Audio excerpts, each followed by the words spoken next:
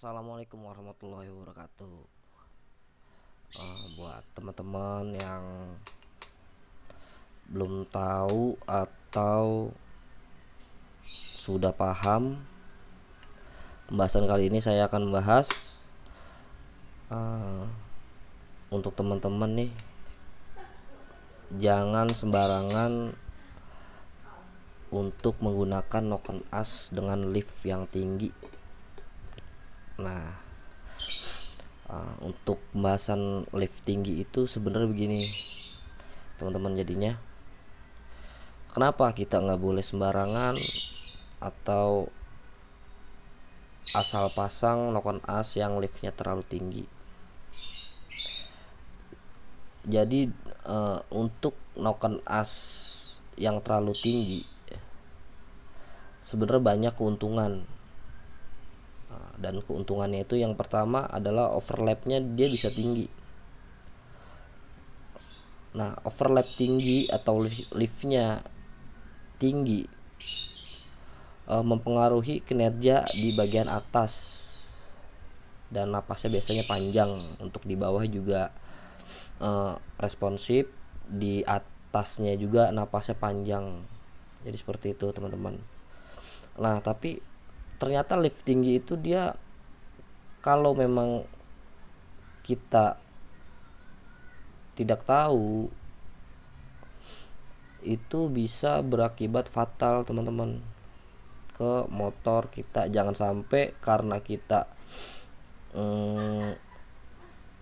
pengen lift tinggi, wah motor kita jadi kencang atau jadi enteng lah. Memang sih, teman-teman, jadi enteng. Tapi yang harus teman-teman tahu sebelum pakai lift tinggi atau di motor oversize atau di motor standar pakai lift yang racing, contohnya misal liftnya dia lebih tinggi 1 mili atau 2 mili. Nah, jadi yang harus teman-teman tahu itu kalau lift terlalu tinggi, yang harus teman-teman ganti, saran saya sih gitu. Satu, per clap kita kalau bisa kita pakai yang merek-merek aftermarket lah, yang Swedia atau Jepang, yang notabene dia lebih kuat gitu. Karena kenapa, kalau pakai klep standar juga nggak apa-apa gitu, tapi seenggaknya setidaknya kita menjaga agar tidak terjadi floating. Nah, kalau terjadi floating daripada noken as lift tinggi, nah itu nanti akan terjadi semblek motor teman-teman atau jebol lah gitu. Karena floating itu dia per clapnya itu dia tidak kuat gitu, nggak kuat untuk lift tinggi. Jadi di situ nanti di dalam sini dia akan patah nih, di sini dia patah. Yang pertama. Nah, yang kedua, teman-teman juga harus setting untuk di sini di kuku klepnya. Nah, di kuku klep ini ada penutupnya nih, di sini. Ini ada penutupnya. Nah, teman-teman di dalamnya teman-teman pendekin. Contohnya, atau liftnya naik 1 mili. Ya, teman-teman dipendekin, dipapas itu sekitar 1 sampai 1,5 mili. Teman-teman papas untuk amannya. Karena untuk menghindari nanti lift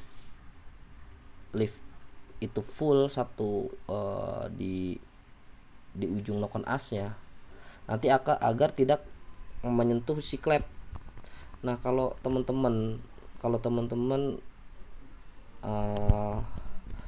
tidak melakukan hal seperti itu, nanti dia akan mentok di klep, dan klepnya bakal pecah karena dia menabrak si kuku klep, tutup klep ini nih, kukunya. Nah, ini buat dia nabrakin ini, nanti bawahnya dia kan agak jendol tuh. Nah, teman-teman, dia akan nabrak sini, dia akan pecah si seal klepnya gitu, seal klep ininya. Nah yang terjadi apa, kinerja mesin pun jadi kurang maksimal. Jadi teman-teman nanti bakal masuk oli biasanya agak ngebul-ngebul, meskipun itu nggak langsung sih teman-teman, jadi kurun waktu, nanti lama kelamaan dia pecah. Nah itu nanti bakal mesin teman-teman ini nggak awet. Jadi saran saya sih seperti itu. Jadi yang pertama, keuntungannya itu napas atau akselerasi motor teman-teman akan meningkat, dan overlap bakal tinggi. Overlap tinggi, nanti bakal napasnya juga akan panjang lah di ujungnya, di atasnya dia bakal panjang napasnya. Tapi yang teman-teman juga harus tahu, yang kedua nih teman-teman harus ganti, minimal nih harus ganti kalau saran saya, biar agar lebih enak lah gitu. Per klepnya teman-teman ganti pakai yang Jepang atau Swedia, terserah, yang penting dia per klep kuat lah gitu. Atau mau pakai punya smash nggak apa-apa, saran saya. Nah terus, dan yang ketiga nih teman-teman nih, ini si atas kuku klepnya ini teman-teman papas, ini atas penutup klep ini teman-teman papas. Nah ini ngeblur nih. Nah ini untuk sininya nih teman-teman, maaf ya teman-teman yang ngeblur nih, untuk atas ininya nih teman-teman papas di bawahnya ya, bukan ininya. Nanti dipapas 1 sampai 1,5 mili kalau memang liftnya dia naiknya 1 mili gitu. Kalau menurut saya itu langkah aman ya gitu. Jadi seperti itu teman-teman. Paling penggantian itu spare partnya itu aja. Jadi benar-benar teman-teman benar-benar harus pertimbangkan lah gitu, pertimbangkan matang-matang, hitung resikonya apa, keuntungannya apa. Jadi seperti itu. Nah kan kalau untuk rumus klep itu kan sebenarnya dari diameter klep dikali 35% gitu, 35% dikali diameter klep. Nah itu nanti hasilnya. Kalau untuk hitungannya jadi menurut saya sudah jelas teman-teman. Yang penting teman-teman lebih teliti untuk modifikasi, terutama di knock as, karena knock as itu kan vital ya. Jadi jangan terlalu terburu-buru, jangan terlalu ambil kesimpulan lah gitu, karena sangat mempengaruhi di kinerja mesin teman-teman. Nah untuk yang baru gabung silakan di subscribe itu, jangan lupa di like, share juga. Untuk suhu atau yang sudah mengerti, silakan kita berdiskusi di kolom komentar dan masukannya seperti apa. Jadi seperti itu.